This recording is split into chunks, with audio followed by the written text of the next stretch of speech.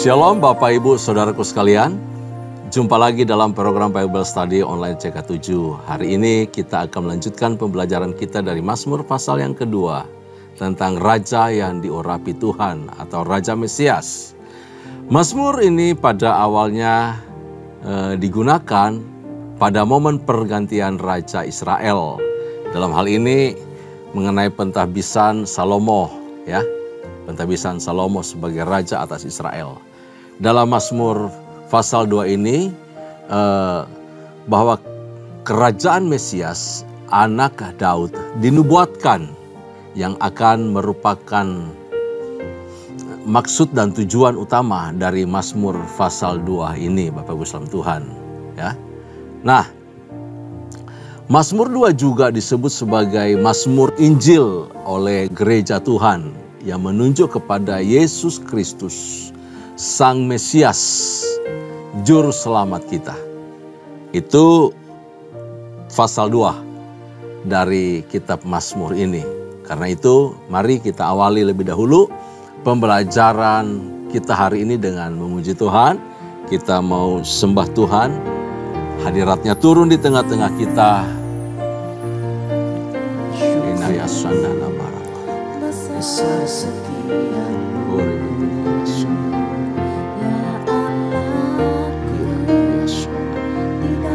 kami yang hebat, kami tinggikan namamu. Yesus. Sepanjang hidupku,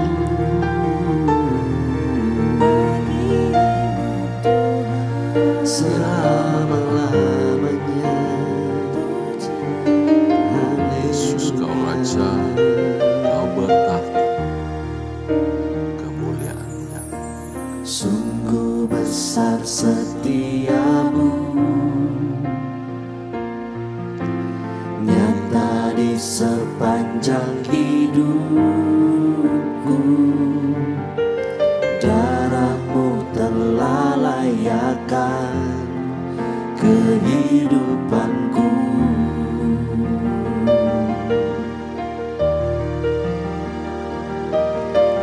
Tiada kata yang bisa lukiskan indahnya Kau Tuhan. Bagimu segala pujian dan kemuliaan.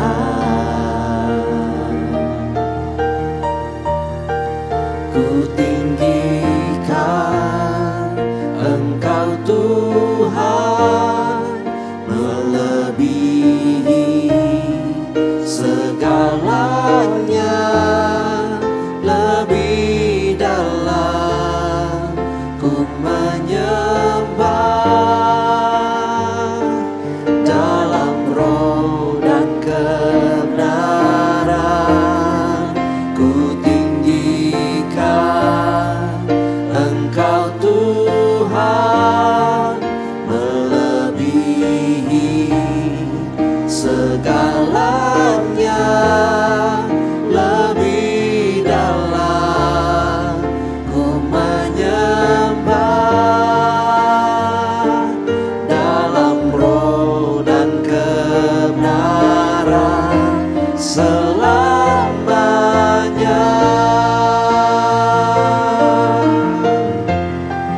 Ku tinggikan Engkau Tuhan, melebihi segalanya.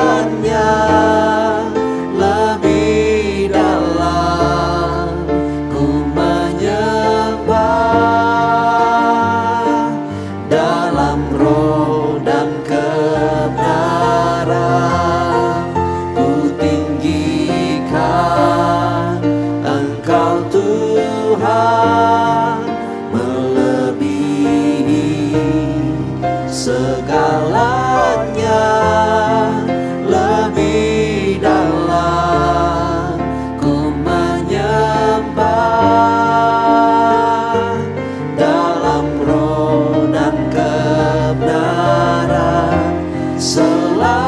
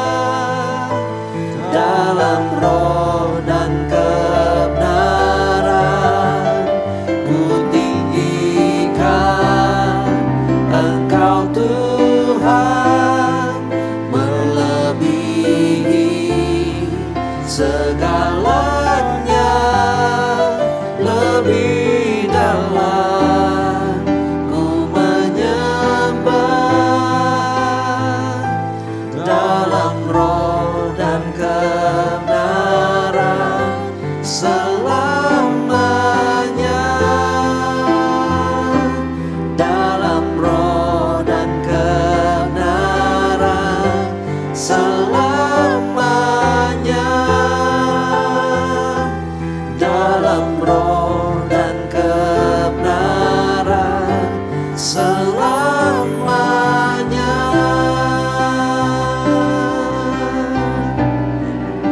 Lebih dalam kami menyembah-Mu, dalam roh dan kebenaran Tuhan.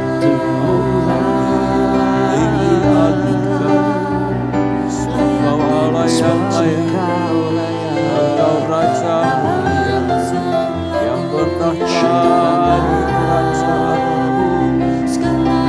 Engkau Allah, Engkau Juru Selamat, Engkau pemilik hidup.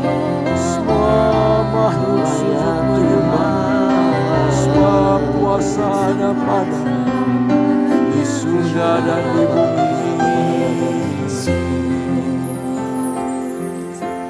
Layak Tuhan dipuji,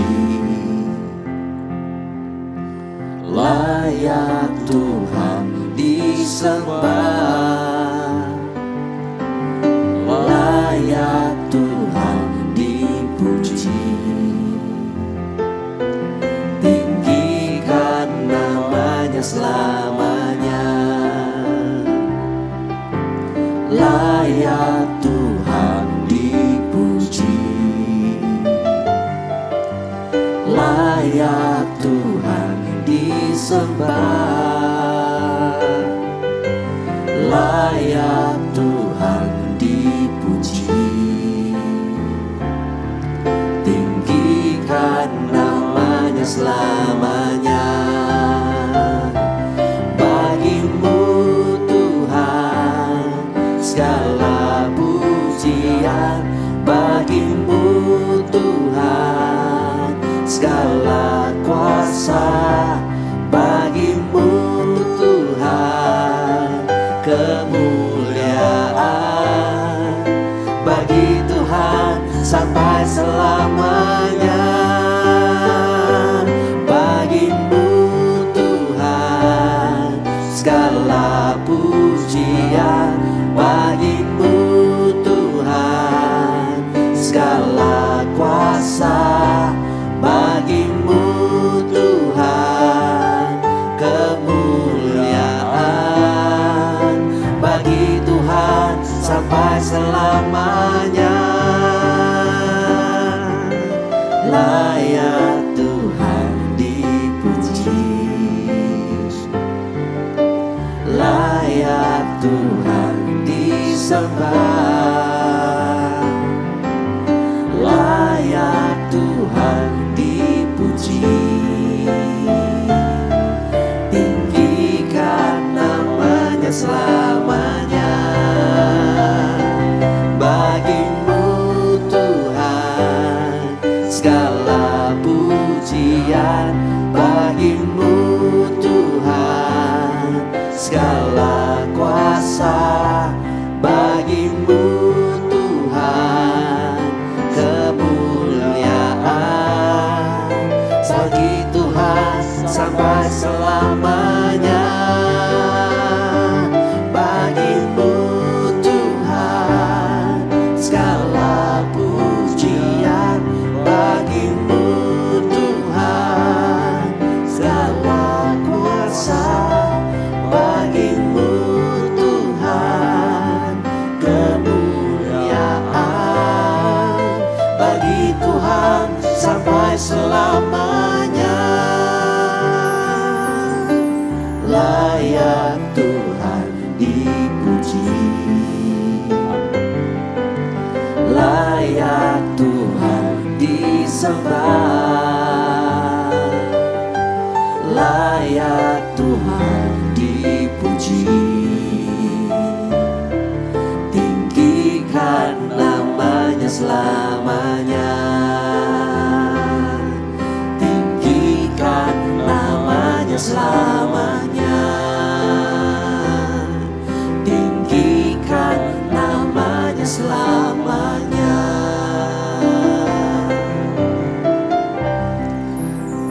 Engkau Allah yang layak dipuji, disembah, dan ditinggikan untuk selama-lamanya. Kami mengucap syukur, Engkau Allah yang Maha Kuasa, Engkau Allah yang Maha Kasih.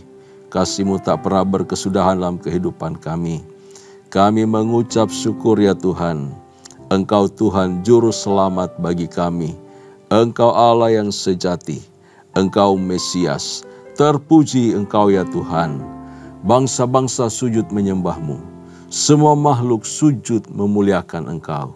Karena itu kami mengucap syukur bahwa segala kuasa yang ada di surga dan di bumi ada padamu.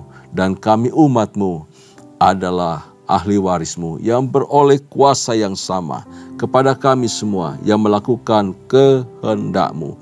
Terpuji nama-Mu ya Tuhan.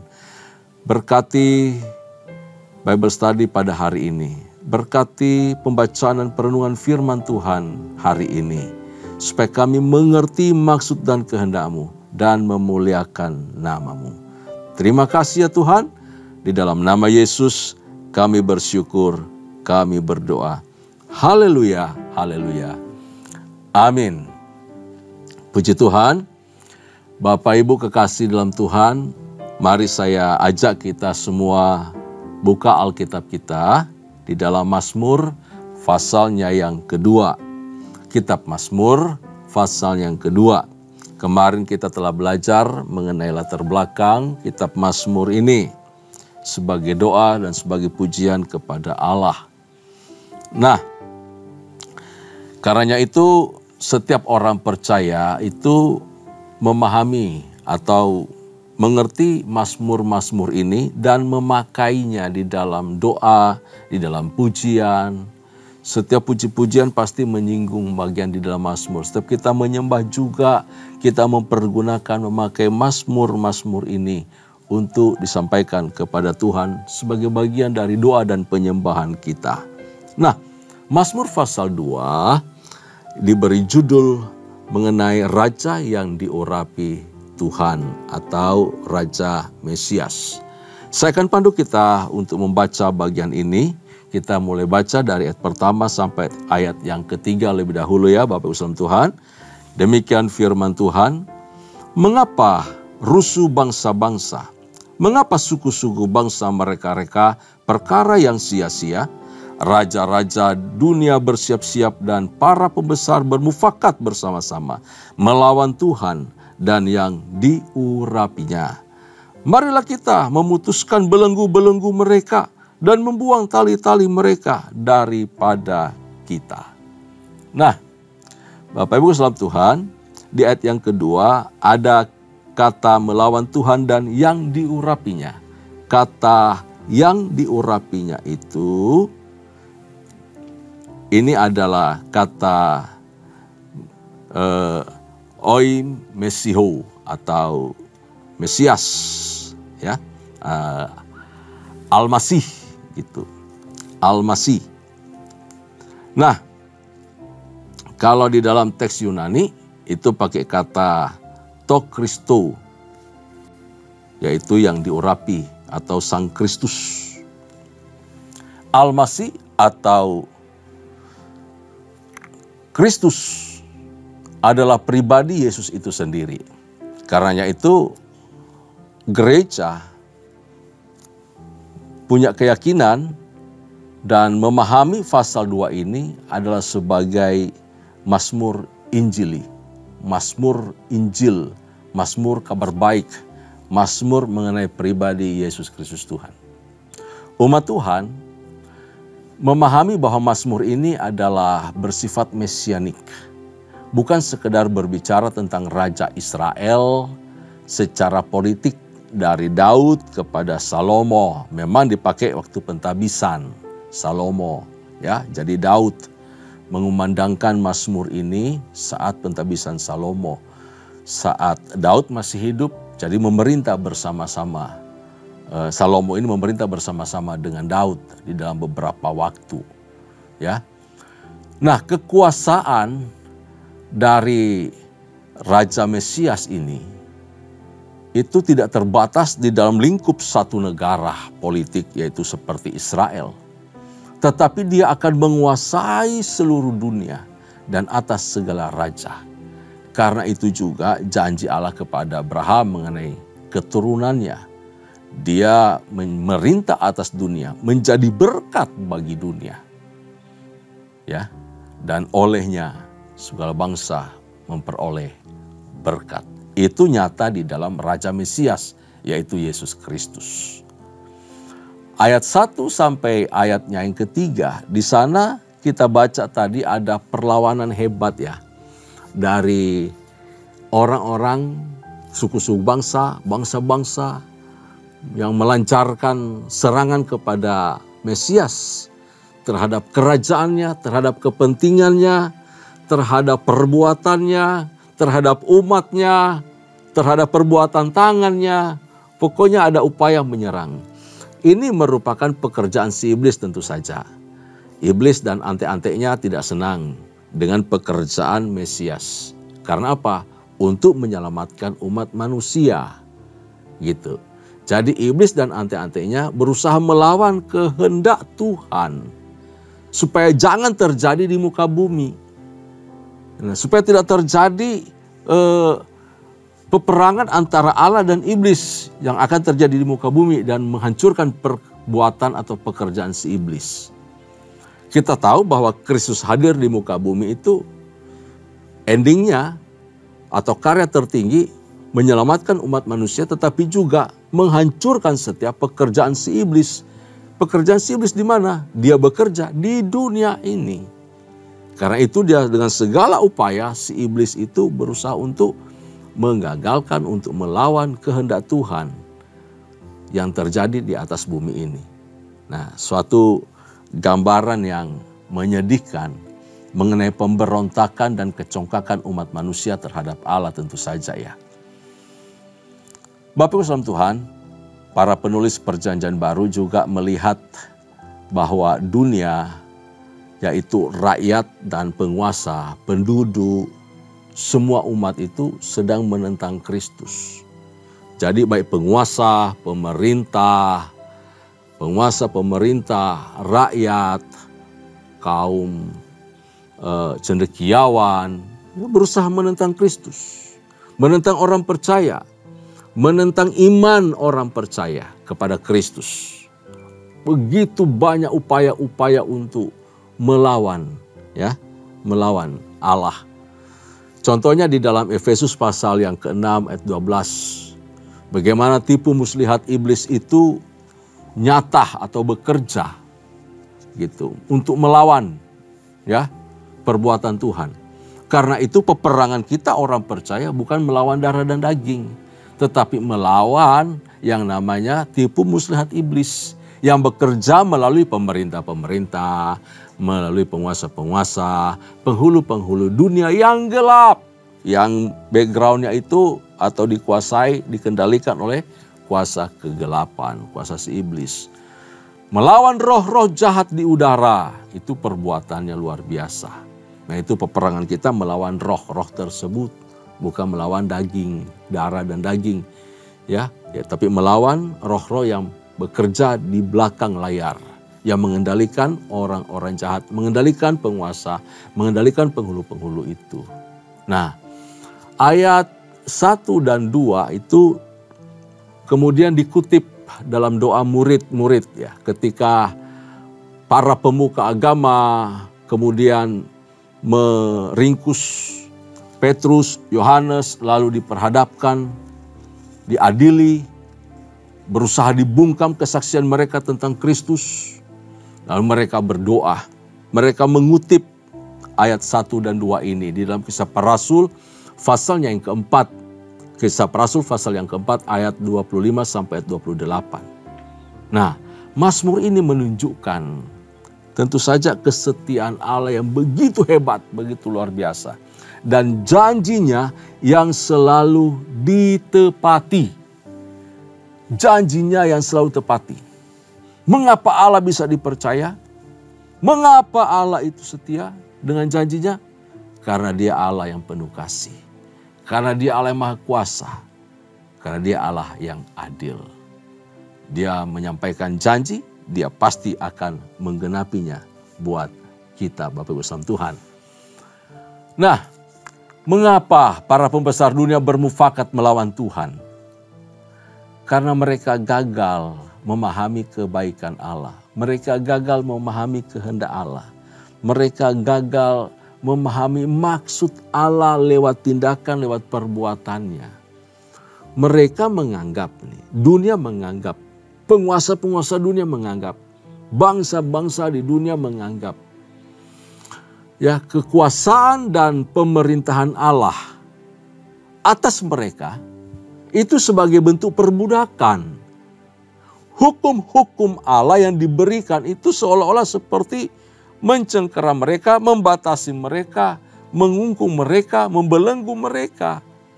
Sehingga mereka merasa seperti budak yang harus tunduk, patuh, dipaksa melakukan. Jadi mereka ingin bebas. Mereka ingin lepas dari hukum-hukum Allah yang mengikat. Harus ini, harus itu, harus ini, harus itu. Demikian seterusnya. Nggak boleh ini, nggak boleh itu. Harus melakukan ini, melakukan itu. Mereka tidak mau terkungkung dalam aturan yang dibuat oleh Allah. Nah, Bapak Islam Tuhan, saya percaya kita mengerti ya maksud Tuhan di sini.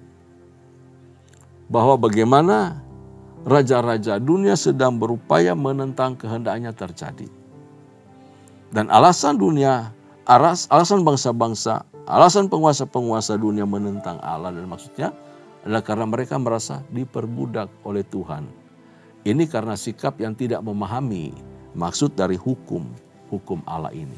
Orang yang mencintai hukum-hukum Allah merasakan kebahagiaan luar biasa seperti Mazmur pasal 1 yang kemarin kita bahas. Orang yang mencintai hukum-hukum Allah akan menikmati keindahan, betapa kayanya Allah, betapa murah hatinya Allah, betapa baiknya Tuhan di dalam hidupnya. Tidak merasa terkungkung, tidak merasa diperbudak, malah merasa bahagia dan menikmati persekutuan dengan Tuhan. Yang kedua, kita akan baca ayat yang keempat sampai ayat yang keenam. Dia yang bersemayam di surga tertawa. Tuhan mengolok-olok mereka, maka berkatalah ia kepada mereka dalam murkanya dan mengejutkan mereka dalam kehangatan amarahnya. Akulah yang telah melantik rajaku di Sion, gunungku yang kudus. Allah menanggapi mereka dengan cara apa? Mencemooh.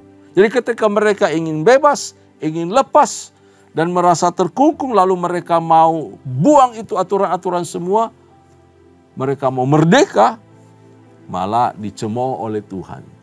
Bahwa usaha dunia melakukan itu menyingkirkan Allah itu suatu kebodohan. Allah cuma menanggapinya dengan tertawa. Allah tertawa. Ya. Bagi Tuhan keseriusan serangan manusia itu tidak lebih daripada gurauan saja. Ya. Tidak lebih daripada gurauan di hadapan Allah. Tuhan sama sekali tidak bingung, tidak takut, tidak cemas, tidak merasa, aduh ada apa dengan manusia? Gimana kok bisa menentang saya, bisa menolak kehendakku? Lalu seolah Allah panik. Ya. Kalut pikirannya. Enggak, Allah kita enggak seperti itu. Allah kita luar biasa. Di sini digambarkan apa respon Allah? Malahan dia duduk di atas tahtanya, dia tertawa. Ya, dia duduk artinya dia merespon dengan penuh ketenangan. Dia tenang, santai saja. Dia melihat sesuatu lelucon dari perbuatan manusia. Lihat aja nanti endingnya, kira-kira seperti itu. Tuhan tidak bingung ya, sekali lagi Tuhan tidak bingung, Tuhan tidak cemas, Tuhan tidak khawatir, tidak takut dengan apapun juga yang manusia lakukan atau dunia lakukan terhadap kehendaknya. Tuhan tidak bingung, Tuhan tidak cemas. Dia duduk karena dia tidak perlu melakukan apapun. Dia hanya berfirman. Tuhan hanya berfirman dan itu sudah cukup untuk mengagetkan para penentangnya. Dia berfirman, ya, dia berkata kepadaku, anakku engkau telah kuperanakan pada hari ini. Mintalah kepadaku, itu ayat 7, ayat 8. maka bangsa-bangsa akan kuberikan kepadamu menjadi milik pusakamu dan ujung-ujung bumi menjadi kepunyaanmu. Wow. Jadi Allah berfirman dan kemudian dia mengagetkan semua para penentang musuh-musuh Allah. Dan di ayat 7-9 tadi dikatakan bahwa Allah Bapa berjanji dan memberi ketetapan untuk mengutus anaknya yang dikasihinya. Itu luar biasa. Jadi Mazmur pasal 2 ini juga adalah satu nubuat mengenai janji Allah untuk menghadirkan Allah anak yang dikasihinya. Satu-satunya pribadi yang setara dengan Bapa, yaitu anak. Dalam kekekalan sudah ada perjanjian kekal. Allah anak akan menyelesaikan semua persoalan di muka bumi. Dan Yesus datang untuk kita. Untuk apa? Mengalahkan semua pihak yang menentang kehendak Allah. Mengalahkan semua pihak yang menentang perintah Tuhan. Mengalahkan semua pihak yang berusaha menggagalkan rencana Allah. Kita tahu rencana kehendak Allah tidak pernah gagal. Amin. Nah, isi dari ketetapan itu adalah relasi yang mendalam antara Tuhan dan Mesias. Itu hebat. Dikatakan tadi, Ia berkata kepadaku, anakku engkau telah kuperanakkan pada hari ini. Ini bukan berarti Allah memperanakkan pengertian lahiriah, tidak sama sekali. Ini bicara mengenai relasi. Seperti Daud berkata kepada Salomo dalam pelantikan itu, anakku engkau telah kuperanakkan pada hari ini. Bukan berarti Salomo baru lahir saat itu, tidak. Artinya status sebagai Raja Mesias yang memerintah Israel selanjutnya diserahkan kepada Salomo. Seperti itu. Ini relasi antara Bapa dan anak. Demikian juga walaupun tidak secara lahiriah, Bapa dengan Yesus itu punya hubungan yang luar biasa. Relasi yang sangat mendalam yang tidak bisa digambarkan dengan bahasa apapun. Ya, antara Tuhan, antara Bapa dan Mesias. Mesias adalah anak Tuhan. Nah, relasi Bapa dan anak ini menyimbolkan suatu keunikan atau keintiman. Keintiman, Mesias tidak diciptakan, Mesias tidak dilahirkan, tapi dia sudah ada bersama-sama dengan Bapa dalam kekekalan. Dan Mesias adalah Allah juga, Allah itu sendiri. Janji ini akan digenapi ketika Kristus datang ke dunia. Ya, kalau peristiwa di ayat pertama sampai ayat yang ke-6. Lalu kita lanjutkan dengan pasal ayat yang ke-7 sampai ayat yang ke-9. Kita melihat bahwa pada zamannya Yesus, ketika Yesus hadir pertama, mengambil bagian menjadi manusia dan ada di antara kita, para penguasa pada masa itu termasuk Herodes Agung dan semua pembesar dunia menolak, kaum alim ulama juga menolak kehadirannya, menentang kehendak Allah. Demikian mereka memperlakukan Yesus. Tetapi Allah santai, tidak panik. Yesus tetap aja melakukan kehendaknya. Melakukan perbuatan-perbuatan yang dikehendaki oleh Bapa sampai puncak di kayu salib dan kebangkitannya. Lalu dia sebelum naik ke surga berkata, kepadaku telah diberikan kuasa di surga dan di bumi. Matius pasal 28 ayat 18. Nah, tidak sampai di situ. Bahwa janji ini juga akan tergenapi ketika Yesus datang pada kali yang kedua di akhir zaman. Ia akan membinasakan semua musuh-musuh Allah. Kenapa? Karena dunia ini milik Dia, ada di bawah kuasanya juga. Ya. Jadi betapa hebat Tuhan kita. Semua akan dikerjakan. Rencana-rencana Allah akan digenapi. Dari awal sampai pada akhirnya. Sebab Dia yang punya kuasa menyelesaikan semuanya itu. Oke, ayat 10 sampai ayat yang ke-12 kita akan bacakan bagian ini. Oleh sebab itu, hai raja-raja, bertindaklah bijaksana. Terimalah pengajaran, hai para hakim dunia. Beribadalah kepada Tuhan dengan takut dan ciumlah kakinya dengan gemetar, supaya ia jangan murka dan kamu binasa di jalan. Sebab mudah sekali murkanya menyala. Berbahagialah semua orang yang berlindung padanya. Melalui Mazmur ini, ya, si pemazmur mengungkapkan suatu nasihat dari Roh Kudus kepada umat manusia untuk bersikap bijaksana. Bertindaklah bijaksana. Terimalah pengajaran, hai para hakim dunia, daripada kamu diremukkan, daripada kamu dihancurkan. Lebih baik terimalah dengan bijaksana. Mungkin di antara kita juga selama menjadi orang Kristen, Tuhan telah menuntun, menghendaki, merencanakan banyak hal untuk kita. Kita diberitahu lewat firman, lewat khotbah, lewat perenungan, untuk melakukan kehendak Allah, untuk hidup di dalamnya, untuk tekun, untuk setia. Tapi kita ogah, kita melawan, kita menentang, kita tidak mau dibentuk, diproses oleh Tuhan. Ketika ada gesekan kita mulai kabur, ada gesekan kita menentang, ada gesekan kita naik darah, ada gesekan kita resign, ada gesekan kita mengatakan yang macam-macam, tidak setuju, tidak hormat, dan segala hal. Berdalih, saya sudah berdoa, saya harus pindah. Saya sudah berdoa, saya harus melayani tempat lain. Padahal ada masalah, tetapi tidak menyelesaikannya dengan baik. Tidak ada kerendahan hati, tidak tunduk, tidak hormat, tidak menghargai otoritas. Saya kasih tahu, Anda belum selesai dengan Tuhan. Perkara itu akan mengejar Anda terus sampai engkau sadar bahwa engkau membutuhkan pertolongan Tuhan. Karena itu nasihat Tuhan di sini. Daripada Tuhan hancurkan, Tuhan remukkan. Seperti dikasih tahu ayat 9 tadi. Tembikar, tukang periuk, perak, hancur. Jangan tunggu Tuhan hancurkan. Rendahkan hati, bertobat. Ikuti mau Tuhan, ikuti kehendak Tuhan. Laksanakan perintah Tuhan. Hormati otoritas. Layani Tuhan dengan sungguh-sungguh. Bersikaplah bijaksana di hadapan Allah.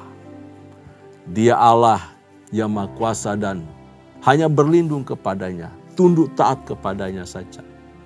Maka kita akan diselamatkan. Kebijaksanaan itu adalah wujud atau diwujudkan melalui pelayanan kita kepada Tuhan. Kebijaksanaan di sini diwujud nyatakan lewat cara kita melayani Tuhan. Beribadahlah kepada Tuhan dengan takut. Artinya ibadah di sini adalah dalam teks aslinya dikatakan layanilah Tuhan. Daripada kita menentang, daripada kita memberontak, daripada kita tidak taat, daripada kita tidak hormat kepada siapapun di mana Allah bekerja melalui hidup mereka, lebih baik kita rendahkan diri dan hati, berlaku bijaksana, terima pengajarannya yang menuntun kita, mengarahkan kita. Untuk apa? Untuk melayani Tuhan. Layanilah Tuhan, bukan disuruh resign, tinggalkan pelayanan. Tidak, layanilah Tuhan. Artinya hati kita diserahkan untuk hormat Tuhan, untuk segan, kagum akan Tuhan. Cium kakinya dengan gemetar. Di sana ada rasa hormat, itu kata kegentaran. Hormat tapi dengan sukacita. Cium kakinya dengan gemetar. Ada rasa hormat yang sangat dalam. Bukan karena ngeri kepada murka Tuhan, tetapi hormat kepada Tuhan. Cinta kepada Tuhan. Dan penuh sukacita. Nah, Bapak Ibu kasih dalam Tuhan, pemerintahan mesianis atau Raja Mesias bukan sebuah tirani. Bukan belenggu yang mengganggu. Apa yang Tuhan lakukan dalam kehidupan kita ketika kita berdoa, Engkaulah Tuhan, Engkaulah Raja, berdaulat atas hidupku, ku berserah penuh. Katanya Tuhan duduk memerintah, menguasai hidup kita. Tapi kita nggak mau diatur. Berarti Yesus bukan Tuhan dalam hidup kita. Kalau kita mengeraskan hati. Tapi kalau Yesus dijadikan Tuhan dalam hidup kita, dia duduk, dia memerintah atas kita. Maka Pemerintahannya bukanlah untuk membelenggu kita, bukanlah mengekang kita, bukan ikatan yang kemudian membuat kita lemah. Ya. Tetapi perhatikan, kematian dan kebangkitan Kristus dan keterangkatannya ke surga justru membebaskan kita dari belenggu dosa. Amin. Ya. Nah, kini kita berada di dalam Dia, sudah hidup di dalam Kristus, menjadi milik kepunyaan Yesus. Yesus mengajak kita, pikulah kuk. Kuk yang kupasang itu enak dan ringan. Betul? Dia sendiri berkata, bukan cuma ikut aku, tapi sementara ngikut Yesus, sementara kita juga pikul kuk. Kuk yang kupasang, dan belajarlah kepadaku, karena aku lemah lembut dan rendah hati, dan jiwamu akan mendapat ketenangan. Sebab kuk yang kupasang itu enak, dan bebanku pun ringan adanya. Bapak Ibu saudara Tuhan, iring Yesus itu enak. Enak. Kenapa? Karena bukan cuma kita berjalan, Dia yang beserta dengan kita. Dia yang menemani kita. Dia yang beri kita kekuatan. Dia beri kita kegirangan, sukacita.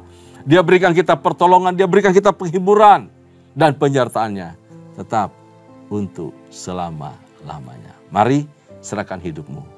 Layani Tuhan dengan segenap hatimu, dengan penuh hormat dan kagum akan Dia. Karena kasih-Nya yang telah kita terima. Untuk hormat kemuliaan bagi nama Tuhan, itu pelayanan yang kita lakukan. Amin.